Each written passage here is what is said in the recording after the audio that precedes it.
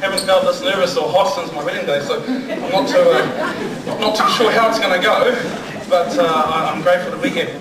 I did not provoke the fight, so I feel no remorse for what I was forced to do. We were arguing and seeing that he was wrong and I was right. He decided to fight or engage in a physical altercation to cover his stupidity. He swung at me first, but being in the top of condition, I was able to quickly act. I was able to act and block his punch neatly with my head. Whereupon I jumped to the ground, knocking him down on top of me.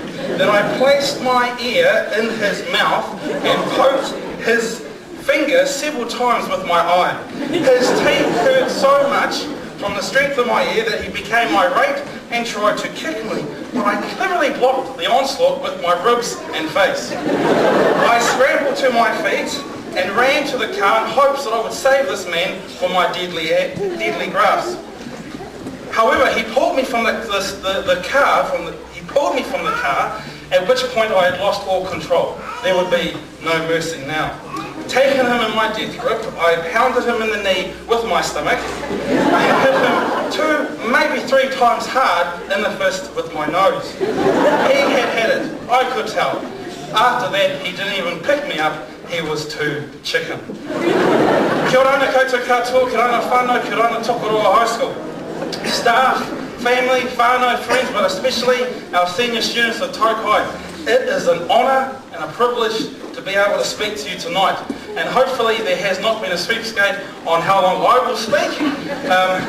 Because for those of you who know me, it might be a long time, but for those of you who are standing, aroha mai, it won't be that long. There are 3 things that I wanted to start to base my talk or my remarks on tonight. Through the 3 A's of life. The first is authentic.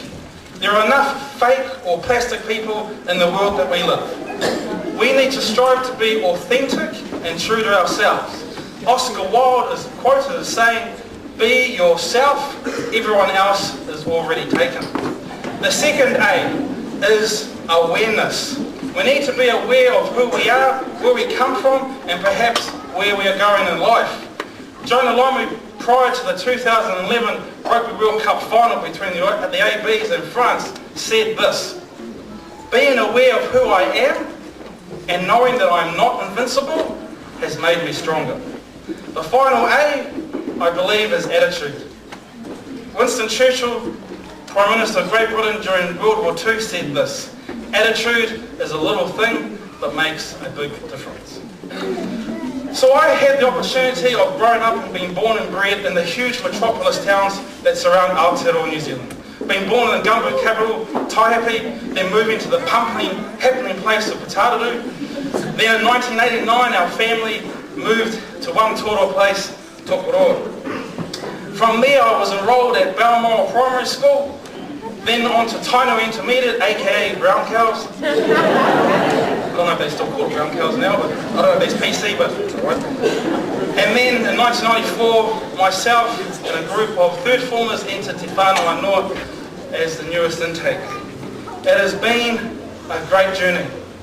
But if I can start off by being myself, I wasn't, and I'm sure Mr. Olsen, Mr. Bentley, Mr. Much, Mr. Teddy, all the teachers were still here, and I was here 15 years ago, and they're still here.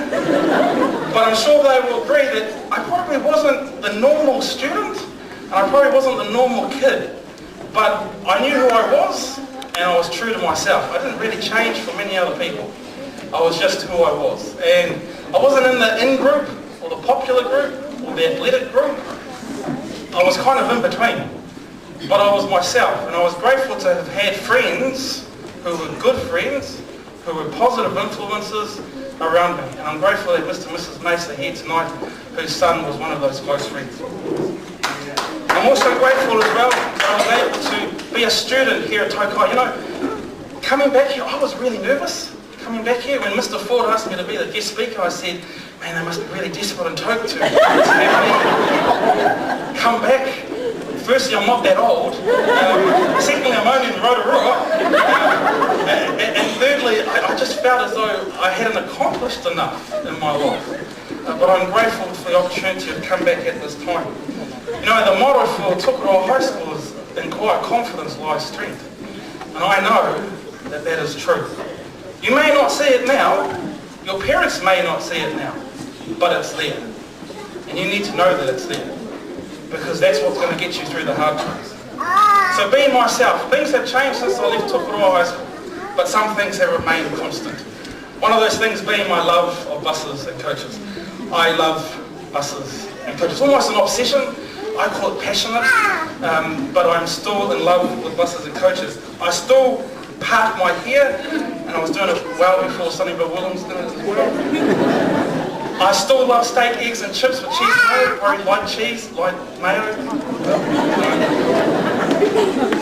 I still slide across tables now and again when the mood is right and when the song is right, or just a less aerobatically now. I still enjoy speaking. I still wear clothes that perhaps don't match, but I am getting a bit better. I still like order, tidiness, cleanliness, and being punctual. And I love and appreciate the time that I spent here at here at Tokoroa High School. Just forgive me, one of the things that hasn't changed is I still carry a cloth around with me. So what has changed? Well, the firstly is that I married my Ngāpuhi princess in 2006, which means now that I'm related to pretty much everyone north of Auckland. And I welcome that with open arms. Maybe not an open wallet, but definitely open arms. I have a few more grey hairs now. I sleep on the same bed with someone else who's not a blood relative. I got a boxing training 3 days a week. You may not think it, but I do. I know what a hood rat is. I know what YOLO stands for. I know what OG stands for. I know who Jay-Z is. And probably the most important is I know the two most important words of marriage, yes dear. Now, having served as a missionary of the Church of Jesus Christ of Latter-day Saints in Perth, Western Australia, I lived on $55 a week. And I learned how to be frugal. I learned how to budget. I learned how to get along with people. I learned how to take ridicule when it was present. I lived in a place called Kalgoorlie for 13 and a half months. And for those of you who know Kalgoorlie, it is a hard place. They drink hard, they work hard. And as a missionary of the Church of Jesus Christ of Latter-day Saints, we stood out. Especially when you're riding your bike. But what they didn't know was that I was from Toke. So when they would sick their rock reelers onto us, I would just calmly stop and throw my bike at the dog. They also did not know that if they threw beer bottles at me, I just threw the beer bottles back. Because I was from Toke. This prepared me for life, even though I did not know it at the time. Because we all face challenges. That is a part of life. The decision that we need to make, though, is the attitude in which we face those challenges. Whether it be death of a loved one or a friend, whether it be jobs, whether it be illness, whether it be sickness, we all face challenges. So in 2003, I needed to make the decision to move away from Toke because I needed to get married. I couldn't marry anyone from Balmama Drive. I couldn't marry anyone from Kelso Street or John Street. John Street. Nothing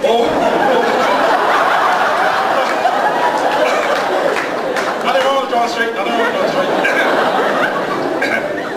Couldn't marry anyone from Tasman Drive, maybe by now at present. But we're all related, and it's just not right. So I needed to move away.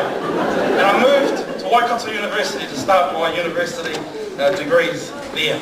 I spent so long at Waikato University that when I first started, I was white, I weighed 65 kilograms, and I was a vegetarian. Things have changed over the years. Because it all brings us back to awareness and how we perceive situations. In 2002, the United Nations conducted a worldwide survey which asked one single question. Would you please give your honest opinion about solutions to the food shortage in the rest of the world? Unfortunately, the survey was a complete disaster, and this is why. In Africa, they didn't know what food meant. In Eastern Europe, they didn't know what honest meant.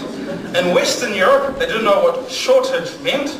In China, they didn't know what opinion meant. In the Middle East, they didn't know what solution meant.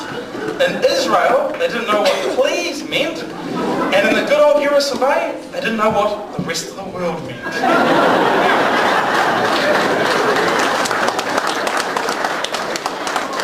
When we look at how we perceive situations, we may get it wrong, and that's fine. But that's why you need to surround yourself with good, positive influences who will tell you that perhaps the decision that you've made is not the best one. But if you choose to go through with the decision, you need to face the consequences.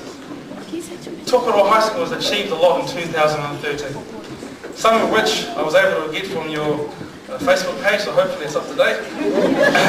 The Fashion and Wearable Arts Show, the Start Careers Expo, Fly Me to Neverland, the Ball of the Millennium, Upside Productions, the Māori Achievement Evening, the Excellent Evening, Puna Waiora and Puna Waiora, the Cook Island Market Day, the Art and Music Evening, your 2013 Tahi, the Leavers Evening, which I believe was held just last night, and all your other wonderful experiences and successes that you've had for 2013.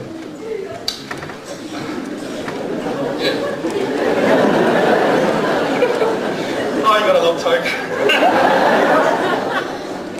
In closing, whānau and friends, emancipate yourselves from mental slavery.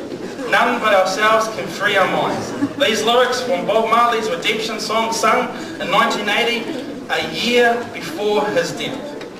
In these words, which give great emphasis for us all to have courage and faith, Uncle Bob takes these words from a speech given by a Jamaican political activist, Marcus Garvey, in 1937, who said, and I quote, "We are going to emancipate ourselves from mental slavery because whilst others might free the body, none but ourselves can free the mind.